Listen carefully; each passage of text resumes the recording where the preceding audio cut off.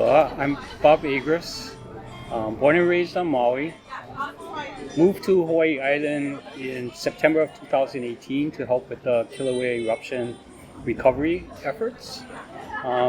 Worked primarily in the area of community engagement as part of the recovery planning process and as part of the county's recovery team.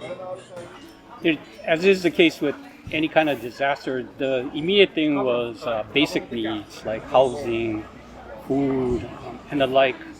But it quickly moved into a lot of the economic issues that the community was facing even before the eruption that were exacerbated by the eruption itself. I remember this one time I was talking to a family, and these two kids were crying because they were telling us that the father had to go to the west side to get a job, was gone all the week, and they only got to see him 1 or 2 days a week. And like that happened with so many different families who struggled to figure out how do they survive with the loss of jobs, with the loss of homes, and the like. And so there was another huge area of need was that addressing that trauma that all the families were going through.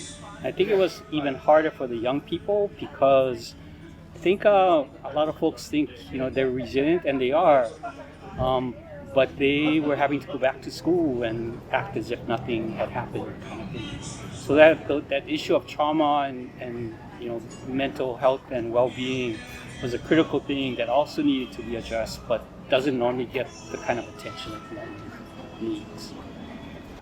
I think one of the key things to addressing the needs of families was the fact that this is a community that has resilience and understands how to respond. So even in the immediate aftermath of the eruptions and during it was neighbor to neighbor that was helping each other. And when it moved into the recovery phase, that continued. So the county established a couple of grant programs, like the Kilauea Recovery Grant Program and the Puna Strong Grant Program, and that was to invest in the community-based organizations that were already on the ground helping people, or were trying to build their capacity, expand their impact by reaching out to and addressing the needs of residents that were suffering from the aftermath of the eruption. And so I think one of the key things to that was, especially for the Puna Strong grantees, they were put into a learning network, not just to learn from each other, but county folks were put in that network so that county was learning side by side with community about what they were doing and how the county could better support them.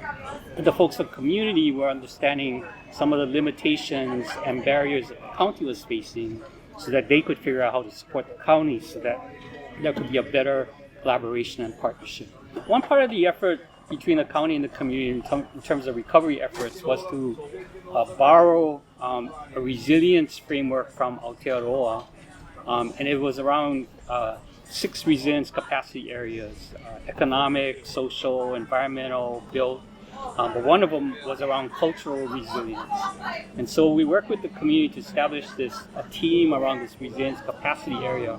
And Auntie Hana from Poike said to us, if county folks are going to work with community, they should at least know about our mo'olelo, they should know about how to pronounce the names of our places, like they should at least know that. County folks were put in that network so that the county was learning side by side with community about what they were doing and how the county could better support them. The folks of community were understanding some of the limitations and barriers that the county was facing so that they could figure out how to support the county so that there could be a better collaboration and partnership.